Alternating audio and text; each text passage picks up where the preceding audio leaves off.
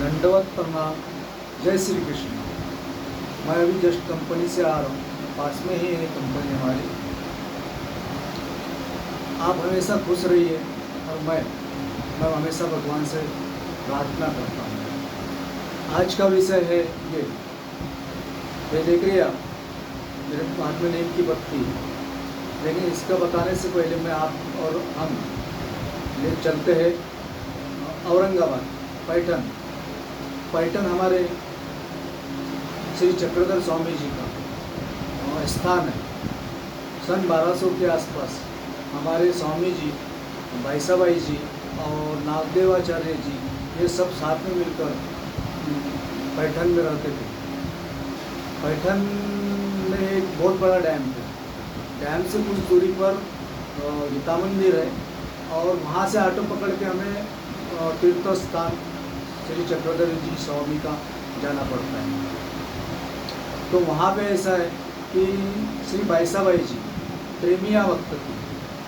प्रेमिया भक्त का मतलब ये है कि भगवान जब श्री चक्रधर स्वामी ने उनको प्रेम दान दिया था, यानी वो प्रेम संचारित भक्त है। जैसे श्री कृष्ण जी की मीराबाई ये प्रेमी भक्त थी, भगवान जी ने उनको प्रेम दान दिया था, इसलिए वो हमेशा भगवान भजन कीर्तन करना ये सब उस समय करते थे। जब भगवान से किसी को प्रेम हो जाए तो वह भक्त हमेशा भगवान के चिंतन में लगा रहता है। जैसे कि समझो मैं काम तो कर रहा हूँ, मैं कंपनी में काम कर रहा हूँ, लेकिन मैं चिंतन भी करता हूँ। आपके घर में काम करता हूँ, वहाँ भी मेरा चिंतन शुरू रहता है। जब ऐसा करेंगे आप तो आपका घर मंदिर बन जाएगा और संसार में रहते हुए भी, प्रपंच में रहते हुए भी आप मोक्ष की ओर एक पग आगे बढ़ सकते हैं। तो हम अब आएंगे पैठन रोड पे। मैं दूध कंपनी में वीडियोकॉन के बाजू में है, वहाँ काम करता था। तो मुझे क्या हुआ, उस समय एक बीमारी हुई, शीत पित्त नामक बीमारी। मतलब दाने हो जाएंगे, खुजलाएंगे और बहुत खुजलाए होते हैं। तो मेरे को बहुत हो गया था। मैं कई डॉक्टरों के पास गया, 8-10 हज़ार रुपये तो मेरे खर्चा हो चुके थे। तो उस समय जो है ये मोबाइल वगैरह कुछ नहीं था। एक मतलब मोटोरोला कंपनी का जस्ट लॉन्च हो रहा था मोबाइल बस, और वो भी कीपैड था, ऐसा ऑनलाइन वगैरह ऐसा कुछ भी नहीं था उस समय। तो मुझे हमेशा से बचपन से ही कुछ किताबें पढ़ने की आदत रही है। तो मैं इंदौर वाले श्री प्रेमदत्त जी पांडे इनकी निरोगताम पत्रिका हमेशा प्रकाशित होते रहती थी, और वो कहीं भी ले लो, रेलवे स्टेशन में ले लो या आप घर पर मंगा सकते हैं। उनमें सारी आयुर्वेदिक चीज़ें लिखी रहती थी, जैसे घरेलू नुस्खे हो गया या कोई अन्य, वो वहाँ पे रहते ही थे। तो शीत ऋतु का समय था, ठंडी का समय मतलब।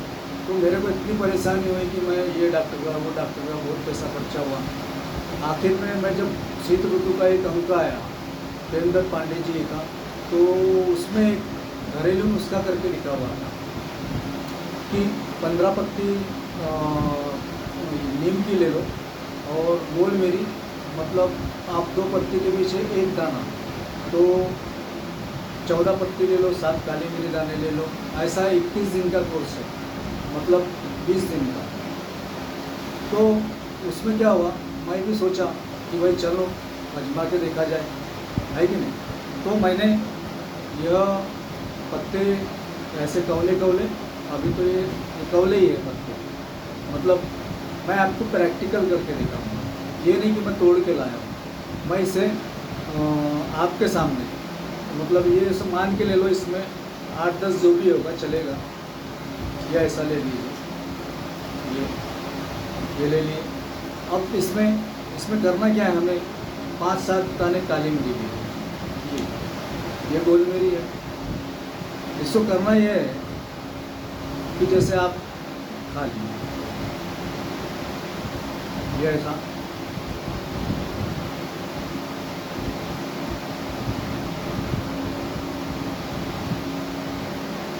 अब ये थोड़ा बारीक हो जाए मुँह के अंदर, तो ये देखिए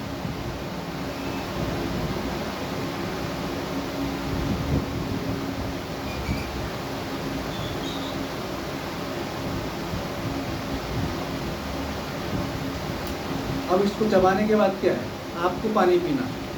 मैं तो नहीं पिया तो चलता है, मैं तो खा ही रहा हूँ। इससे होने वाला फायदा है कि जो सीख पिकती है, मुझे 10 दिन में ही मतलब बहुत लाभ हो गया। मुझे ऐसा लगा काम में 10,000 रुपये खर्चा किया और आज में कोई फोकट की चीज़ में आराम हो। ऐसा 10 दिन था मुझे आराम है। इसका बेनिफिट ये है कि अगर स्किन में कुछ आपके चेहरे वेहरे पे कहीं अगर प्रॉब्लम है तो वो भी ख़त्म हो जाती है। साल में कम से कम 20-21 दिन तो खाना ही चाहिए। कुछ समय पहले की बात है, मतलब 5-6 महीने पहले की बात है, मेरे को थोड़ी सी हल्की सी जख्म होने हुई थी, तो मैं चेक कराने गया। यहीं पास में है नेगे जी का हॉस्पिटल, मतलब इलाज फ्री हो जाता है और दवा वगैरह हमें ख़रीदना पड़ता है। तो मैं चेक किया ब्लड वगैरह ये सब, तो मुझे 180 शुगर बताया गया और मैंने तब भी 2-4 हज़ार रुपये तो खर्चा किया ही था। फिर मैं काफ़ी सोचा कि भाई फिर से मेरे को हुआ, फिर आराम नहीं हो रहा है, तो मैं सोचा क्यों ना वही नुस्खा आजमाया जाए। पत्ती तोड़ के लाया, खाली मेरी यही वाला, और मुझे मान के चलो एकदम मस्त। 1 महीना लगा, मैंने कंटिन्यू खाया 1 महीना। मैंने बोला इसको जड़ से ही ख़त्म करना है, तो 1 महीने मुझे आराम हुआ। अभी और बहुत ही अच्छा आराम है। और मैं आप सभी को बोलता हूँ कि ये फ्री का नुस्खा, इसमें नुकसान कुछ भी नहीं है। आप आजमा के देखिए एक बार। अगर कभी सीख पिकते रहती है, क्योंकि सीख बिल्कुल आ ही रहा है, कभी फुंसी आती है, उसमें से पानी निकलेगा मतलब जाने के बाद। और अगर आपने इलाज सही ढंग से नहीं कराया तो इस तरह का जख्म भी हो सकता है। देखिए ये ऐसा दिख रहा होगा यहाँ पे, मैंने कुछ ज़्यादा मतलब ये कर दिया था तो वहाँ जख्म तैयार हो गया। तो इसी तरह की कैसा है, महानुभावन का प्रचार करना है और साथ में कुछ इस तरह की कुछ बातें अगर लोगों को अच्छी लगी तो मुझे ये अच्छा लगता है कि मैं किसी को कुछ समझाऊँ और उनको अच्छा लगे। ये मेरा प्रयास हमेशा जारी रहेगा। मेरा YouTube में मैंने सूरज संडे महानुभाव ऐसा चैनल भी बनाया है। वहाँ पे सिर्फ भक्तिपूर्ण जो है भगवान के बारे में ही बताया जाएगा। आप उसको सब्सक्राइब कीजिए और सूरज संडे फेसबुक पर लाइक कीजिए। मैं कभी कभी ऐसा वीडियो बना लेता हूँ। अभी मैं नाइट करके आ रहा हूँ और थका हुआ हूँ, अभी मेरे पीछे बहुत काम है। तो ऐसा है, आप सभी को दंडवत प्रणाम।